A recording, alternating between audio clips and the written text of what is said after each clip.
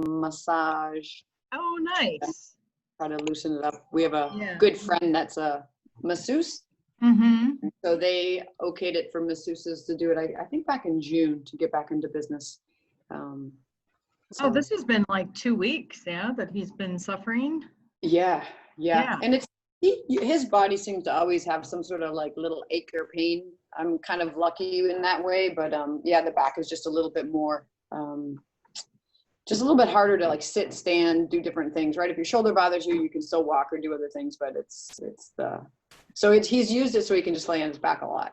Yeah. Oh, I'm sorry to hear that. That sucks. I hate having back pain. Yeah, exactly. He'll be fine. It's a lot better. He's just getting some extra treatment to make sure that it continues to kind of heal. So we have plans the beginning of September to drive back to Michigan.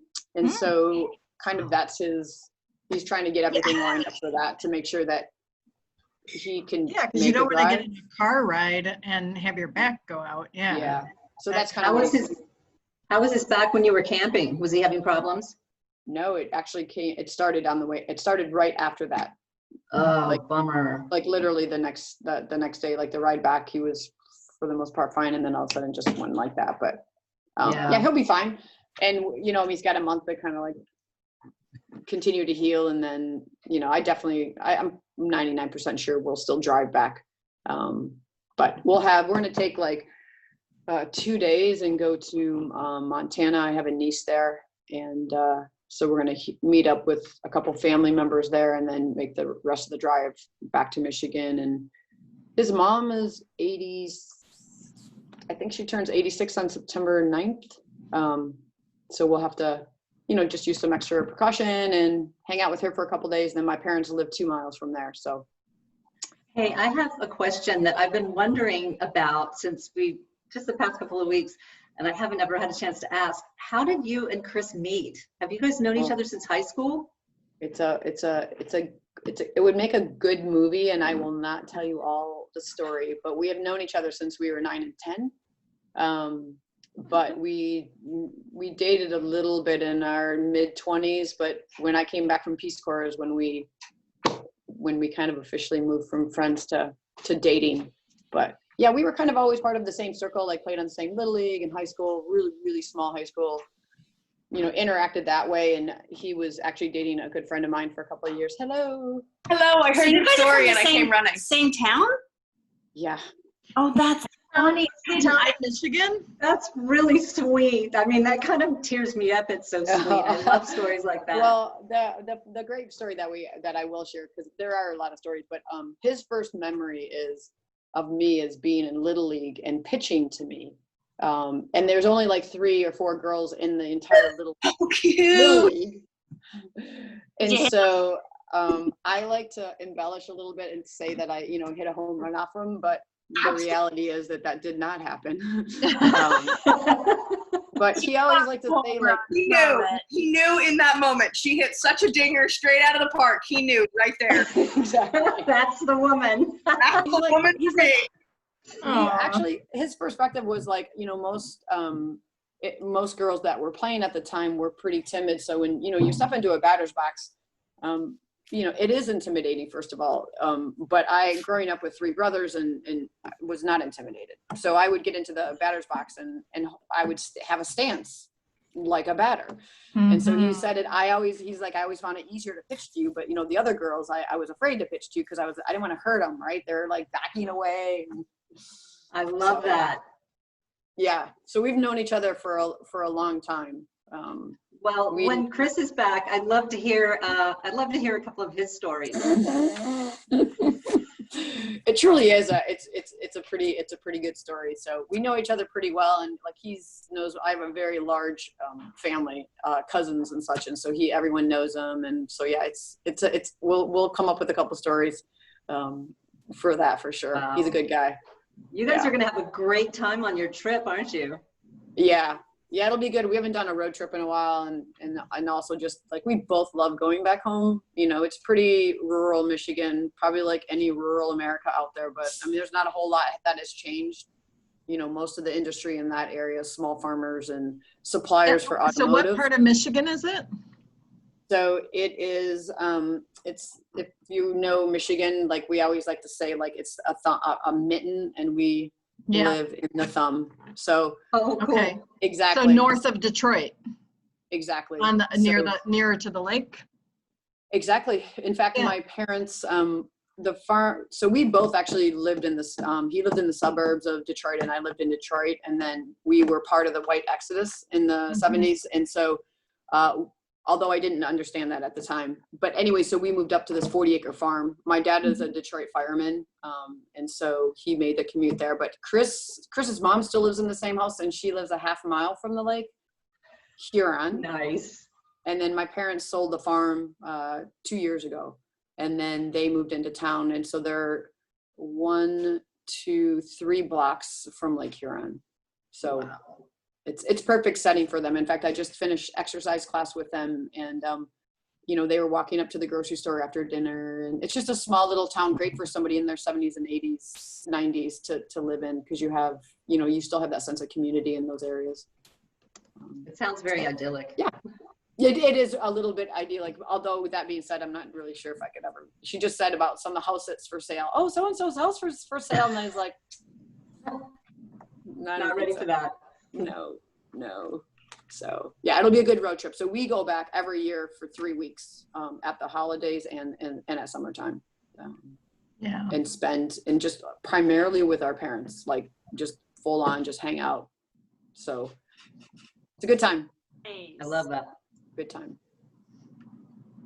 That's my life. Yeah. So your Little League story makes me, of course, think of I was trying to remember the name of the movie, but the Bad News Bears. Were you a Bad News Bears? Yeah, like, isn't the girl in there really tough? Yes. Yeah.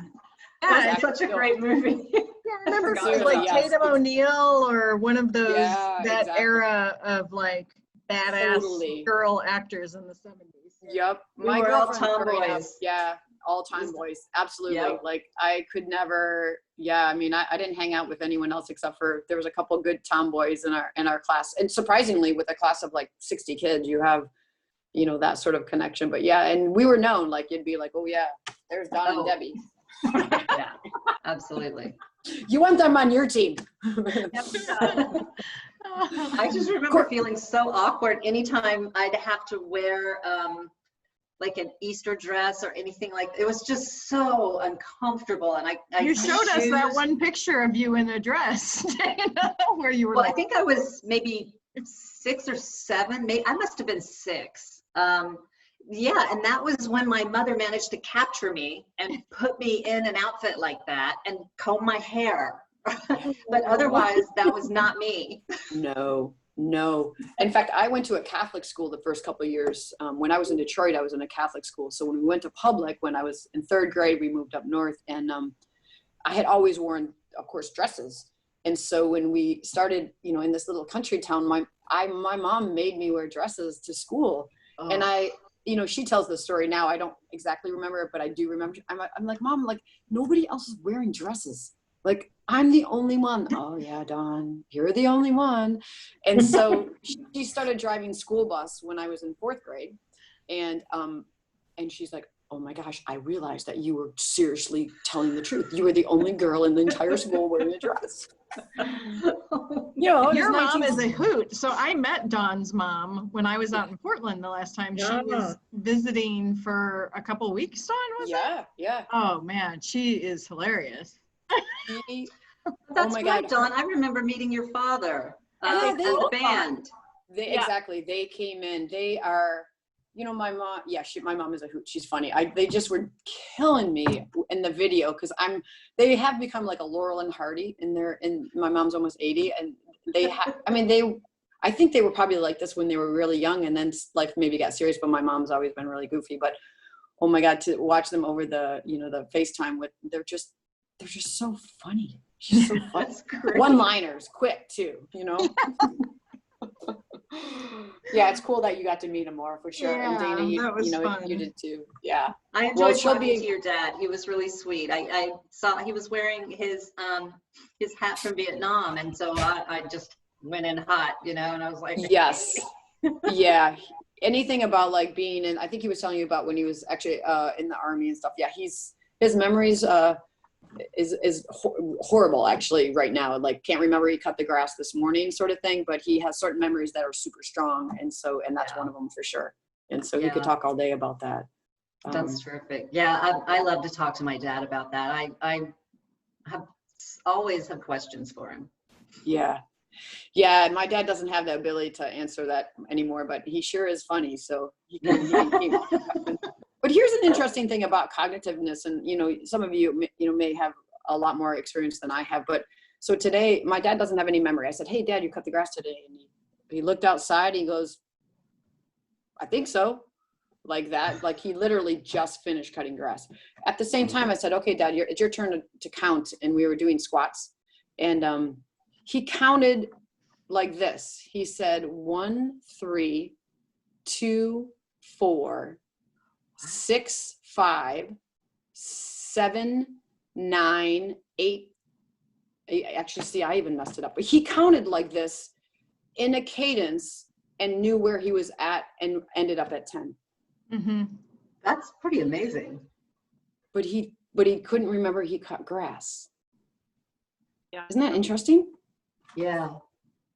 Like When you said cadence, it made me think, I wonder if he was thinking back to his old PT days when they'd have to get up every morning in the Army and do PT at 6 a.m. and he can do Sudoku. definitely... He can do Sudoku. So that sort of thing. So I find him in particular, him because he's my father, like how he's aging, and what he has and doesn't have, and the cognitive, what is the, I don't know. I don't know enough, but I just find that fascinating. He has like ability to picture that and know that. So what part of his brain isn't, all connecting? Maybe there's something about numbers. It's fascinating. My dad had a stroke right after Christmas, and he, to this day, will have sort of those same lapses, and he'll say things like, "Well, my half brain let me do this." And then there are times like yesterday, and this is like the smartest man on the planet. And yesterday he said something about, it's 10 o'clock here, so it's 7:30 there. Like he completely got it backwards. I mean, he's got kids all over the planet, so like trying to remember who's where is understandable.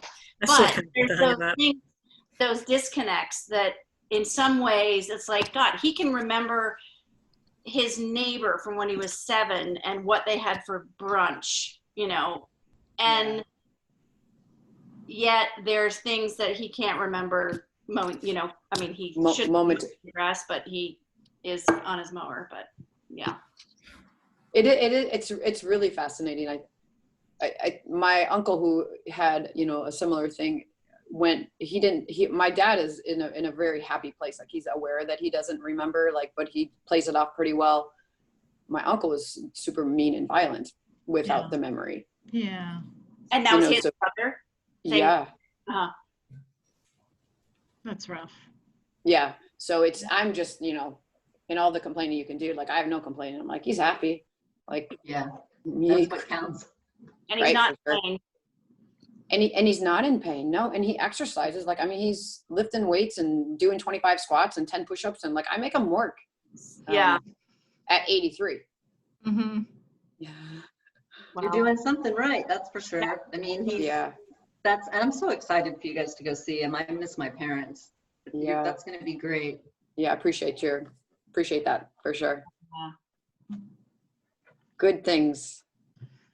Okay. Well, shall we do our